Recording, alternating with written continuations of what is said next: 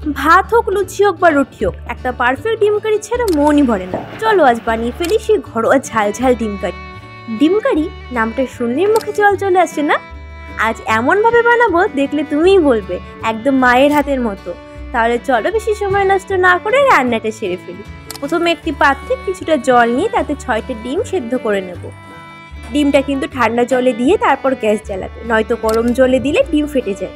এরপর ডিম সিদ্ধ হয়ে গেলে একে একে সব ডিমগুলোকে ঠান্ডা জলের মধ্যে নামিয়ে নেব। এরপর ডিমগুলো ঠান্ডা হয়ে গেলে একে একে সব ডিমের খোসা ছাড়িয়ে ফেলবো। খোসা ছাড়ানো হয়ে গেল, এরপর ডিমগুলোকে অর্ধেক অর্ধেক করে কেটে নেব, ঠিক যেমন আগে মা ঠাকুমার ডিম অর্ধেক অর্ধেক করে রান্না করতো। এরপর ছোট ছোট দুটো টমেটো এরকম কুচি কুচি করে কেটে নেব। এরপর একটা মিক্সিতে দিয়ে তার মধ্যে 10 থেকে 15 কোয়া রসুন আর 6টা কাঁচা লঙ্কা দিয়ে সুন্দর একটা পেস্ট করে নেব। এরপর 3টে মিডিয়াম সাইজের পেঁয়াজকে একেবারে ঝিরিঝিরি করে কেটে নেব আর দেবো অল্প একটু আদা। এরপর কড়াইতে তেল গরম করে একে একে ডিমগুলো দিয়ে দেব। এরপর ডিম ভাজার পালা। বাই দ্য ওয়ে, আমি অপর্ণাস কিচেন ডায়েরি চ্যানেলে তোমাদের স্বাগত।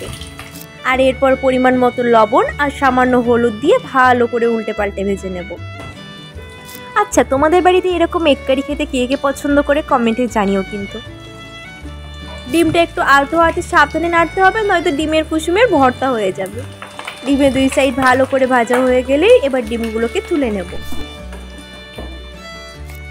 এরপরে তেলের মধ্যে ফোড়ন দিয়ে দেব। আর ফোড়নে আমি দিয়েছি গোটা জিরে আর শুকনো লঙ্কা। আর তারপর তাতে কুচিয়ে রাখা পেঁয়াজগুলো দিয়ে ভালো করে ভেজে নেব, যতক্ষণ না পর্যন্ত গোল্ডেন ব্রাউন কালার না আসে। একটু উল্টে পাল্টে ভালো করে ভেজে নিতে হবে। পেঁয়াজ ভাজা হয়ে গেলে মিক্সিতে করে রাখা ওই পেস্টটা দিয়ে ভালো করে নাড়াচাড়া করতে হবে।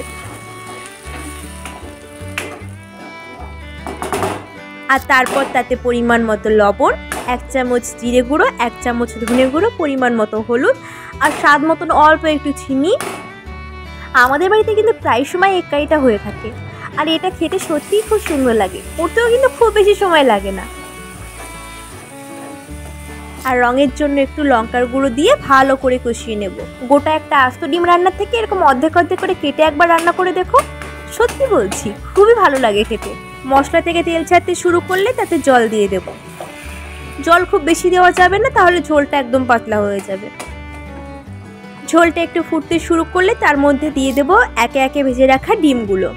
ঝোলটা খুব একটা পাতলা হবে না, ঝোলটা একটু ঘন টাইপের রাখতে হবে, তাহলে খেতে বেশি সুন্দর লাগে। ডিমের ঝোল ফুটে উঠলে তাতে দিয়ে দেবো 1 চামচ গরম মশলাগুলো। এরপর একটু নাড়িয়ে চাড়িয়ে নিলেই তৈরি আমাদের এগ কারি। দেখো, এটা দেখতেই কতটা সুন্দর লাগছে, খেতেও কিন্তু খুবই সুন্দর হয়েছিল।